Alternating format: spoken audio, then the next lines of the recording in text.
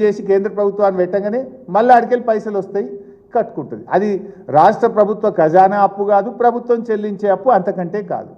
రైతులకు కేంద్ర ప్రభుత్వం పైసలు ఇచ్చేదాకా వడ్లకు పైసలు ఆపలేం కనుక తాత్కాలికంగా బ్యాంకు నుంచి తెచ్చుకుంటాం, రైతులకు 2 రోజుల్లో ఇస్తాం.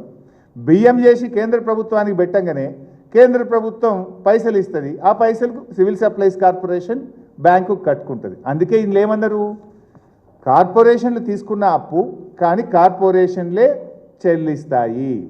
ఇది ఏ రకంగా రాష్ట్ర ప్రభుత్వ అప్పు కాదు, రాష్ట్ర ప్రభుత్వ ఖజానా నుంచి ఈ అప్పు కట్టము అని మీరే వైట్ పేపర్లో చెప్పారు. ఇది నా మాట కాదు, వైట్ పేపర్. నిన్న బట్టి గారి ప్రెస్ మీట్లో పెట్టిన పేపర్ కూడా ఇదే. ఏం రాసింది ఇంగ్లీష్లో, government guarantee loans which are raised by SPVs and serviced by them, కట్టేది వాళ్ళే, సివిల్ సప్లైస్ కార్పొరేషన్ లాంటిది. ఇప్పుడు మీరు వడ్లు కొంటలేరా?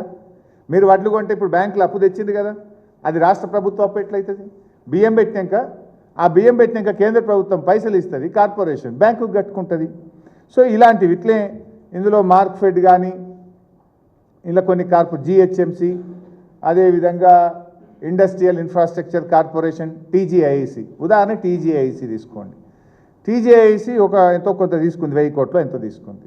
మనం ఆడ 14,000 ఎకరాలు భూసేకరణ చేసినాం. డబ్బులు రైతులకు కొంత గవర్నమెంట్ ఇచ్చింది, కొంత ఒక 1000 కోట్లు లోన్ తీసుకున్నారు. ఇప్పుడు ఆ భూమి మనము ఫార్మా ఇండస్ట్రీస్కు కేటాయిస్తే ఫార్మా ఇండస్ట్రీస్ వాళ్ళు టీజీఐసికి డబ్బులు ఇస్తారు కదా, ఆ డబ్బులు టీజీఐసి బ్యాంకుకి కట్టుకుంటుంది. అందుకే these are not paid by government, ఇవి loan taken by corporation, paid by corporation అని మీరే ఇందులో స్పష్టంగా రాసిండ్రు. ఇది నీకు తెలుసు బట్టి గారు, కానీ ఏదో ఎక్కి చూపియాలి, ఎక్కువ చూపియాలి, గ్యారంటీల నుంచి తప్పించుకోవాలని చేసేటువంటి ఒక ప్రయత్నం.